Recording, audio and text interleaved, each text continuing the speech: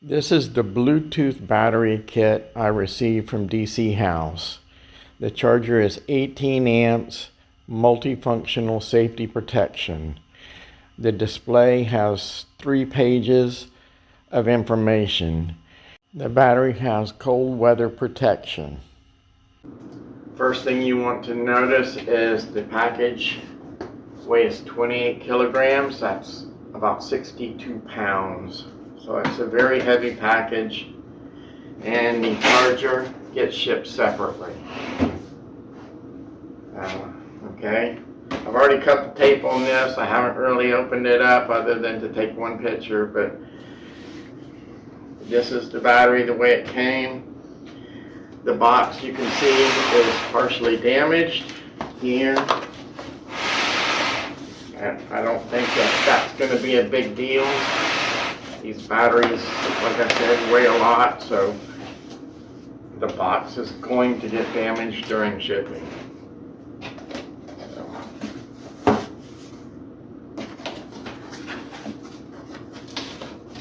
Opening up the box, I see a bunch of manuals. It comes with a little package of screws and covers for the battery. In the top is the display.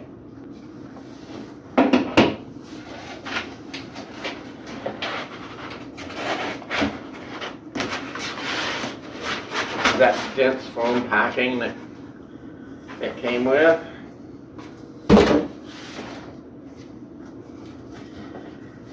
Then I get to the battery.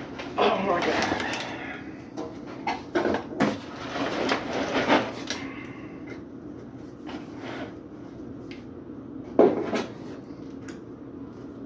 On the side is the display cable. Looks to be quite long. I'll measure that in a little bit.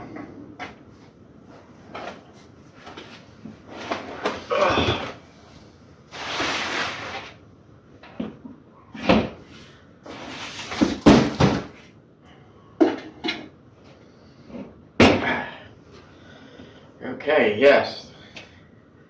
It feels like it's 62 pounds. This is the battery I got.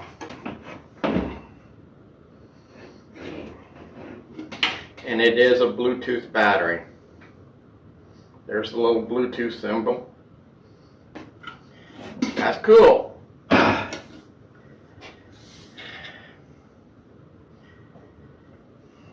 From what I've read here, the metal box, fireproof and anti-explosion. The metal casing provides protection against potential fire hazards caused by battery overheating or puncture.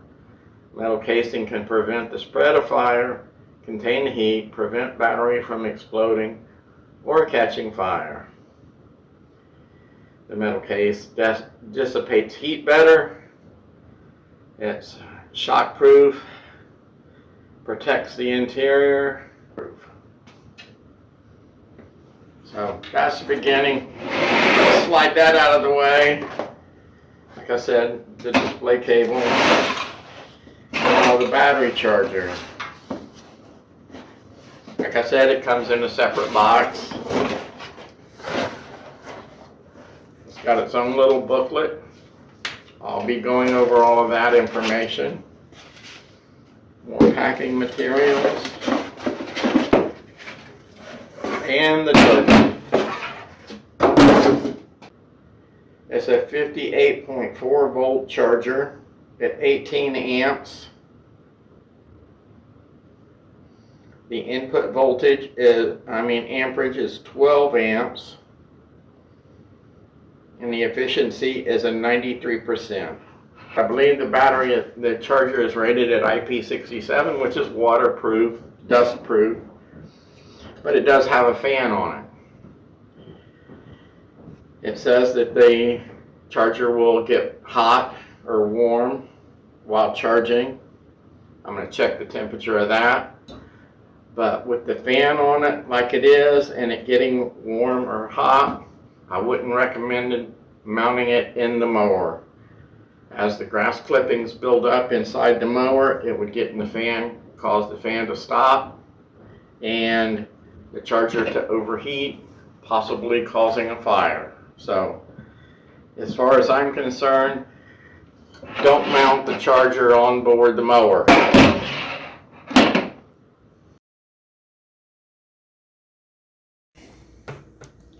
The charger output cord is 3.5 feet long.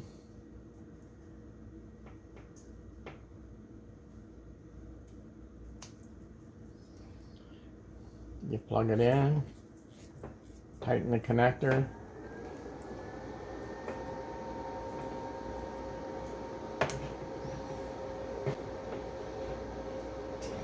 The charger plug cord is also 3.5 feet long. You plug it in.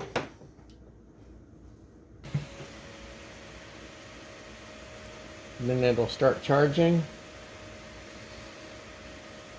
Red flashing means that it's under 80% charged. This is the charge the battery came with from the factory. I'll let it charge for a while. It says 1 hour and 52 minutes to a full charge. The display cord is 16 feet long.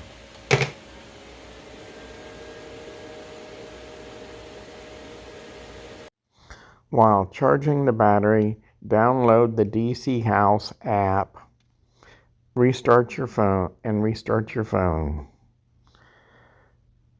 Open the app, click on the battery indicator, and this is your home page. Gives you the basic information on charge, voltage, and amps drawn. Then click on the data button. It shows slightly more detailed information on the state of charge of the battery. Click on the single cell voltage and scroll up. It'll show you each individual battery cell and the voltage in each one of those cells. Click on the notifications tab. Any faults will be displayed here. Go back to the home page so you can monitor your battery while it's charging. That's it for the app. With the battery fully charged, I disconnected the charger and reconnected it to create a overvoltage cell. This is not recommended, but I wanted to show you in the display. Okay, I'm back. Done with all the testing.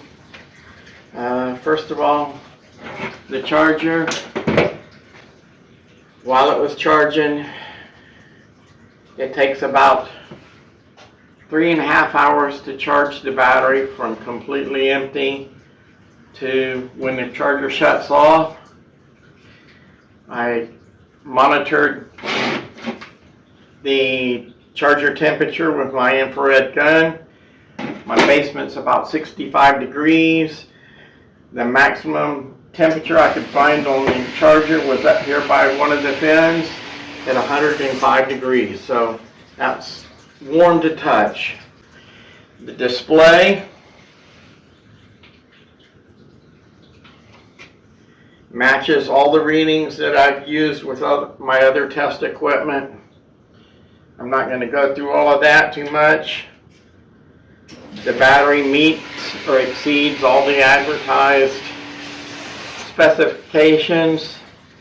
I came up with about 52 amp hours on this battery, so that's well above what they say it's supposed to. The full charge voltage on this battery is 58.4. I ran it through one more complete load cycle with my inverter just to verify the readings. They were all good. I'm very happy with the battery and the test results. Now it's on to my 300E first, because my first mow for the year is coming up in a few days, and I'm going to use that mower for my first mow of the season.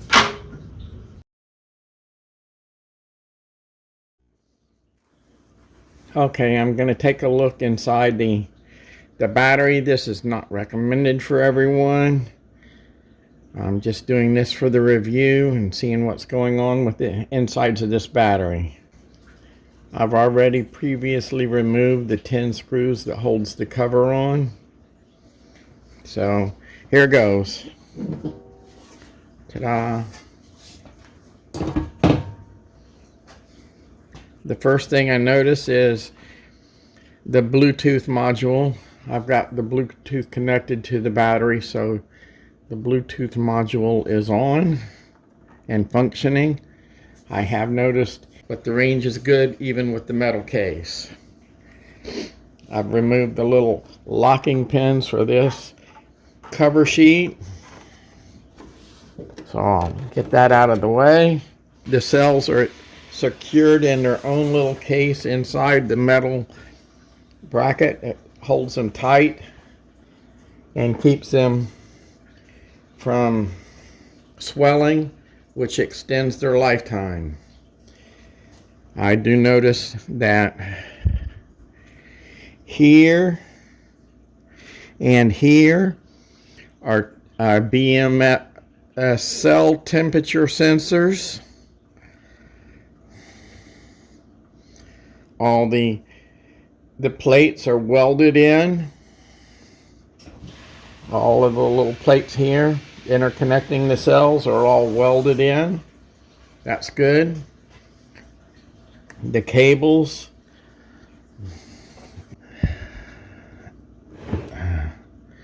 right here, I don't know, you probably can't see it, but the cables inside the battery, the main power cables, are 8 AWG wires for both the positive and the negative. The BMS is well secured on this plate right here. It's nicely detailed. The outer case seems to be laser welded case. It looks to be watertight, but the lid's not sealed on there. I wouldn't recommend squirting a hose on it, especially up under the lip where the lid goes on. I would wipe them off with a wet cloth or whatever when you get a chance. Not a big deal. But the insides of the battery look very well thought out. Secured down. It's got secure straps on top of the cells. So everything's nice and tight. That's the insides of the battery. Now let's put it back together. Put the cover over the cells. Put the little pins in.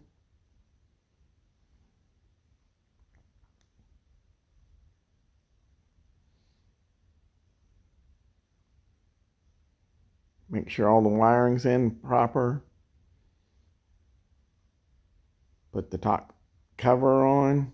Look for another video of it being installed in a Ryobi 300E. Thanks for watching my video. Have a good day.